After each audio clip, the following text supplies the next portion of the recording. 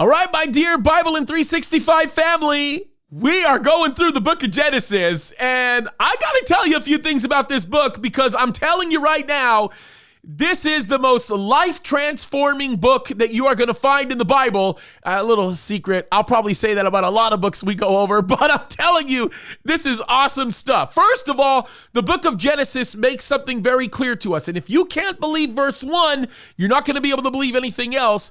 Verse 1 says that God is identified as the person who created the heavens and the earth.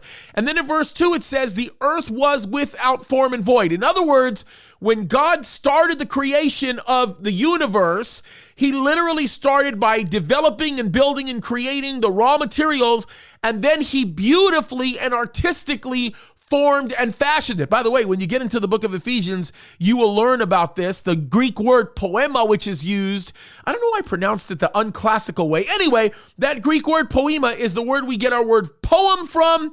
It means that God artistically formed and fashioned us. You'll get there when you get into Ephesians chapter 2, verse 10.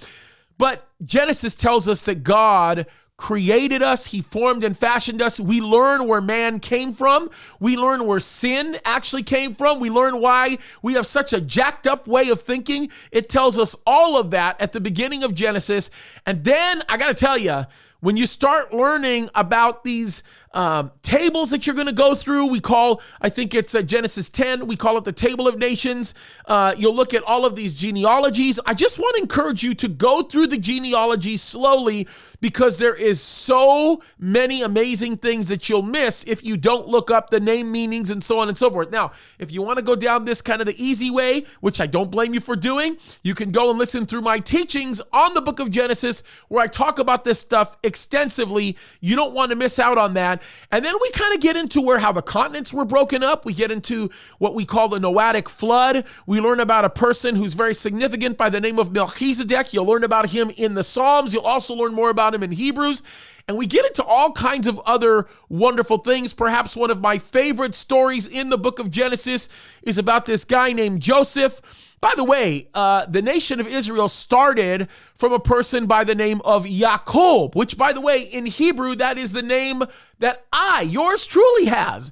Jacob, of course, means heel catcher, city slicker, conniver, but his name got changed to Israel, and this is, which basically means to be governed by God, and this is where we get the story of the nation of Israel, how it started in Genesis chapter 49, as a matter of fact. While Israel is on his deathbed, he gives final blessings and cursings to his children. Matter of fact, you should pay attention to Genesis chapter 49, verse 10, that actually talks about the scepter not departing from Judah until Shiloh come. Very powerful prophecy concerning Jesus and speaks even more into the current time that we're in right now. Again, I've done videos on this and Bible studies on this. You can go back and you can learn about that in depth. But one of my favorite aspects of the book of Genesis is the story of Joseph, who was a godly man who went through all kinds of horrible things. I mean, this was a guy who was falsely accused of rape. He was sold into slavery. He spent time in prison when he didn't deserve to be in prison. Yet God used him to save the whole world, including his family. And what I think is even more powerful is at the very end of Genesis chapter 50, and if you want to be encouraged, this is the book to go through, right? At the very end of Joseph's story, his brothers actually think that he is going to kill them because his father just died and thought, oh, now that his father is dead, he's going to come back and get us and really want to get revenge on us for selling us into slavery or selling him into slavery. And Joseph basically tells them this: listen, don't be scared. I'm not going to kill you. I'm not going to do anything like that to you. Listen, what you took and meant for evil, God took into my life and he meant it for good. That's in Genesis chapter 50, verse 20. And so if you are going through a time right now where you are being falsely accused, you're being beat up, you're being hurt, you're going through a lot of suffering that you feel like is unnecessary, hold on to the seat of your pants, because what that means is that God is doing something powerful in your life.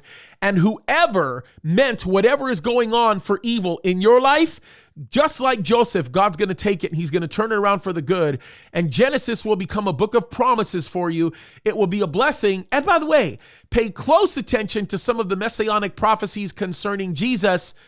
It's going to blow your mind. So if you want more information on all of that, of course, you can go online. You can listen to the Bible studies that I've done on it, but it's going to be a great book.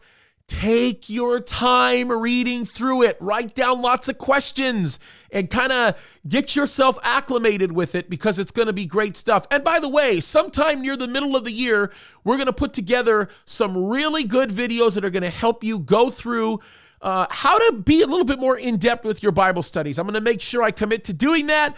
So we're just loving the fact that you're reading along with us. It's great, and I think you're just going to be blown away as you dig into this great book. It's going to prove to be exciting, so keep on reading and keep fighting the good fight. You're engaging in a hardcore spiritual warfare, and God's going to bless you as you fight the battle. So God bless you. Keep reading.